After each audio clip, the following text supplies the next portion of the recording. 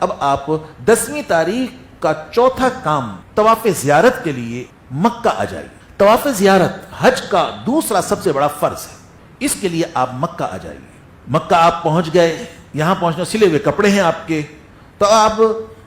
آپ نے طواف زیارت کرنا ہے۔ میں نے عرض کیا کہ یہ حج کا دوسرا سب سے بڑا فرض ہے، تو اس واسطے یہ یاد رکھیے جب آپ کا احرام کھلا ہے تو احرام کی پابندیاں ساری ختم ہو گئی سوائے ایک پابندی کے، بیوی ابھی حلال نہیں ہوئی، باقی تمام پابندیاں ختم ہو گئی۔ بیوی حلال ہوگی اس وقت جب طواف زیارت کر لے گا، تو اس واسطے اس سے پہلے کسی قسم کی کوئی شہوت کی بات، شہوت کا عمل ہرگز نہ کیجیے۔ مسجد حرام میں پہنچنے کے بعد اب آپ آ جائیے بیت اللہ کے اس گوشے اور کونے کی طرف جس کے اندر حجر اسود لگا ہوا ہے۔ یہاں آ کر آپ اس طرح کھڑے ہوں کہ وہ کونا آپ کی دائیں جانب میں رہے، آپ اس کے بائیں جانب میں۔ یہاں آ کر آج آپ نیت کریں گے کہ میں طواف زیارت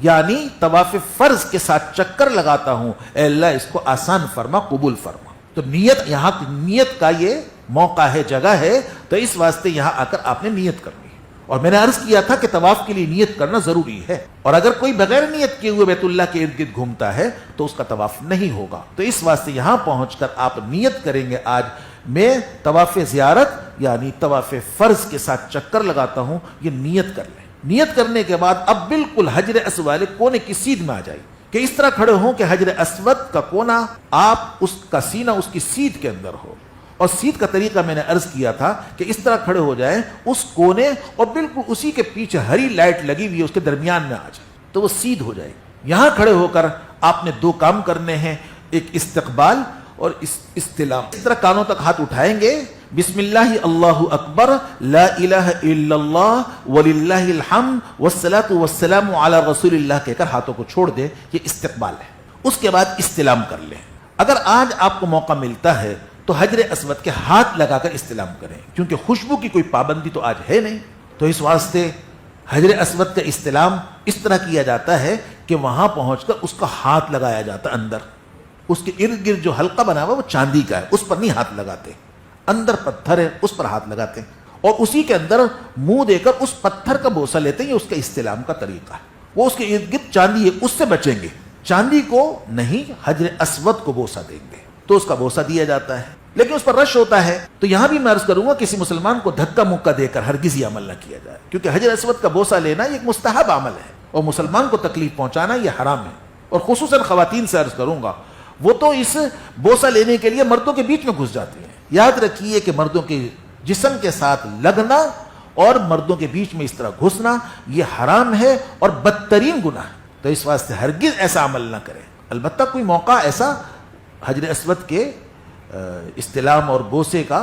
وقت دیا جائے تو اس وقت ٹھیک ہے، اس قطار میں لگے، لیکن مردوں کے بیچ میں اس طرح ہرگز نہ گھسے۔ اگر اس کا کسی کو موقع ملتا ہے تو ہاتھ لگا کر یا حجر اسود کو چوم کر اس کا بوسہ، اس کا استلام کرے، لیکن اگر چومنے کا موقع نہیں ہے تو پھر دور سے ہی اس طرح استلام کرے گویا کہ اس پر ہاتھ لگا رہا۔ استقبال کرنے کے بعد استلام کا طریقہ میں نے عرض کیا کہ بوسہ لے ورنہ ہاتھ لگا کر ہاتھوں کو چومے، اگر یہ بھی ممکن نہیں ہے تو پھر دور سے اشارہ کرے بسم اللہ اللہ اکبر کہہ کر ہاتھوں کو چوم لے، یہ آپ کا استلام ہو گیا۔ اب آپ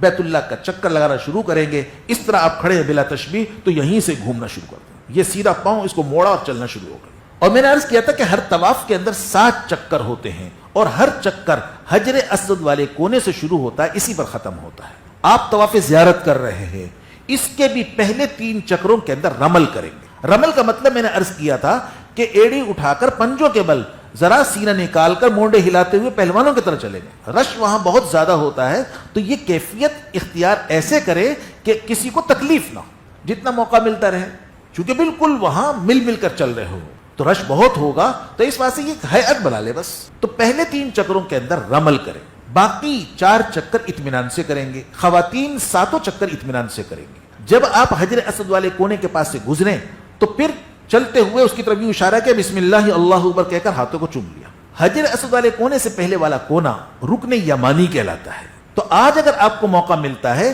یوں آپ گھوم رہے ہیں، یہاں حجر اسود والا کونا بلا تشبیہ آئے گا تو یہاں رکن یمانی آئے گا، یہاں سے آپ گھومے تو اس کو یوں ہاتھ لگائیں یا سیدھا ہاتھ لگائیں، الٹا ہاتھ نہیں لگائیں گے، دور سے اشارہ نہیں کریں گے، اس کو چومیں گے نہیں، ہاتھ لگا کر ہاتھوں کو نہیں چومیں گے، صرف چومنے کا عمل حجر اسود کا اور کسی جگہ کا نہیں۔ تو اس واسطے چومنے کا عمل رکن یمانی پر نہیں ہوگا، یہ بدعت ہے۔ تو اس کا طریقہ استلام کا یہ ہے کہ دونوں ہاتھ لگائیں یا سیدھا ہاتھ لگائیں، الٹا نہیں لگائیں گے، دور سے اشارہ نہیں کریں گے، ہاتھوں کو چومیں گے نہیں، اس کو چومیں گے نہیں۔ موقع نہیں ملتا تو یہاں سے گزرتے ہوئے ربنا آتنا فی الدنیا حسنہ وفی الآخرۃ حسنہ وقنا عذاب النار پڑھتے ہوئے گزر جائیے۔ حضور اکرم صلی اللہ علیہ وسلم رکن یمانی کا استلام بہت اہتمام سے کرتے تھے، تو صحابہ نے عرض کیا تھا یا رسول اللہ آپ اس کا بہت اہتمام سے استلام کرتے ہیں؟ آپ نے فرمایا کہ جب میں یہاں سے گزرتا ہوں تو یہاں حضرت جبریل کھڑے ہوئے ہوتے ہیں، جو استلام کرتا ہے اس کے لیے دعائے مغفرت کرتے ہیں، تو اس واسطے کرتا ہوں۔ تو اس واسطے استلام آدمی کرے۔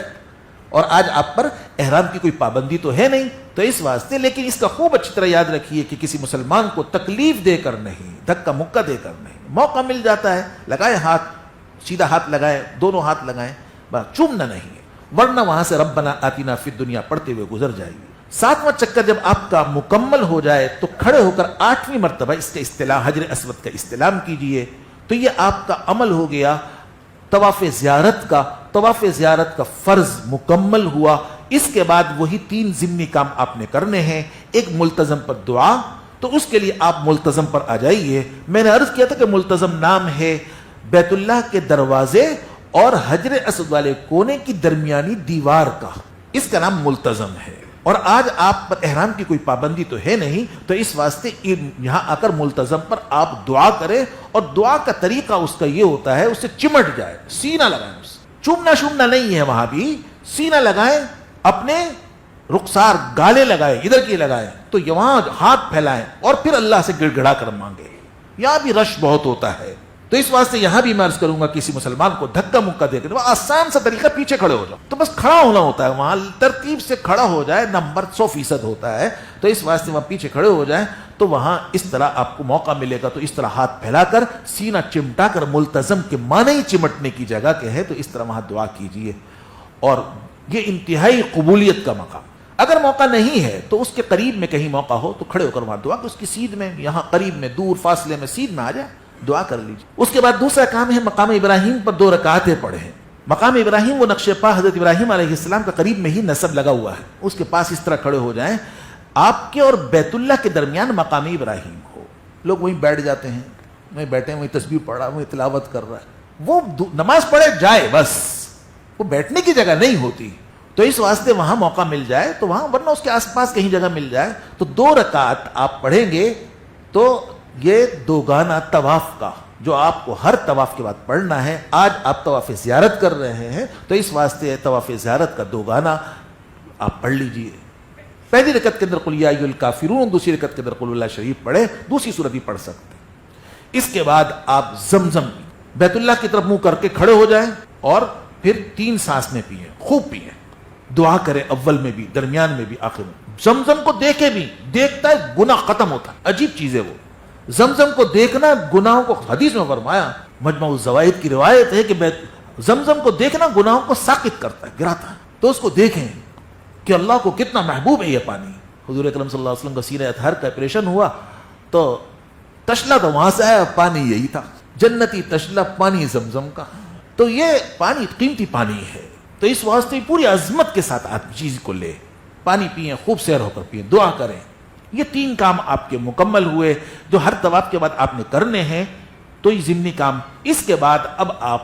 حج کی سعی کے لیے آ جائیے۔ جب حج کی سعی کے لیے جانے لگے تو پھر 1 مرتبہ حجر اسود کا اور استلام کریں، یہ 9واں استلام ہوگا۔ آپ نے پہلے 8 استلام کیے تھے، شروع میں 1 کیا تھا اور پھر ہر چکر کے اندر 1 کیا تھا، تو آخری استلام آپ نے کیا 8واں۔ پہلا اور آخری استلام یہ سنت مؤکدہ ہے، بیچ کے استلام مستحب اور افضل ہیں، اور پھر اس کے بعد اب سعی کے لیے جب جا رہے ہیں تو یہ 9واں استلام ہوگا، یہ پھر حجر اسود کے پاس آ جائیں اور اسی طرح بسم اللہ اللہ اکبر کہہ کر ایسے اشارہ کریں گویا کہ اس پر ہاتھ رکھ رہے ہیں، ہاتھوں کو چومیں۔